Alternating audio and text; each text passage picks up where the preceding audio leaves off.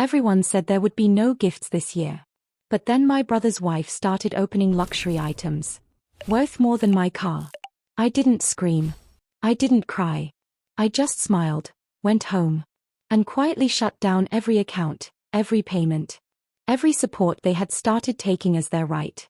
By morning, my phone would not stop ringing. And the knock at my door changed everything forever. The door closed, and I didn't take off my shoes. My hands were still shaking, as if someone had poured hot water over me while I stood out in the cold. That moment, when she opened the box, was still burning behind my eyes. Everyone had said there would be no gifts this year. Then my brother's wife opened one box after another, and that silence fell over the room, the kind of silence where only prices speak.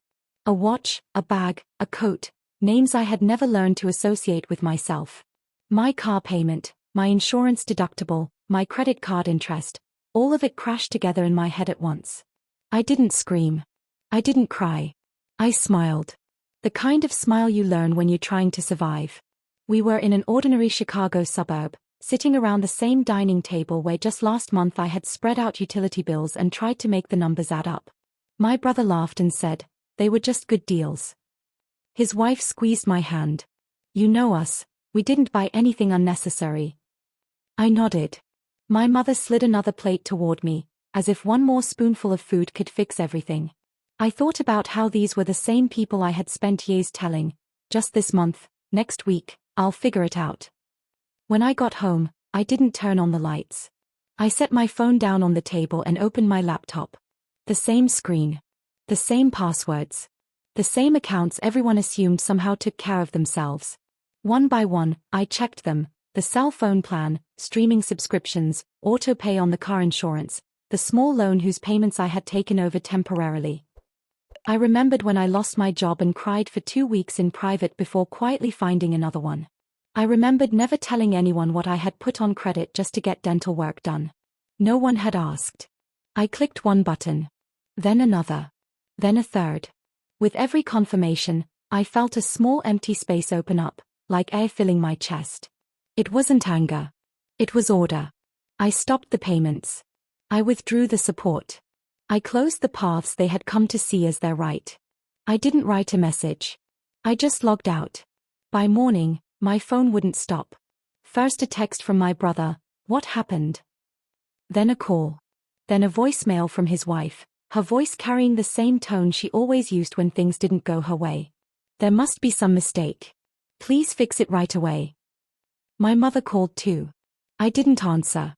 I made coffee and stood by the window, watching the snow melt, thinking that sometimes even the weather demands its accounting. By noon, there was a knock at the door, the kind that tells you the person outside has come to ask, not to talk. My brother stood there, hands in his pockets, uncertainty in his eyes, the kind no one had ever prepared him for. His wife stood behind him. This time, the bag wasn't on her shoulder. "Can we talk?" he asked. I opened the door fully, but I didn't step aside. "Why did you shut everything off?" my brother asked.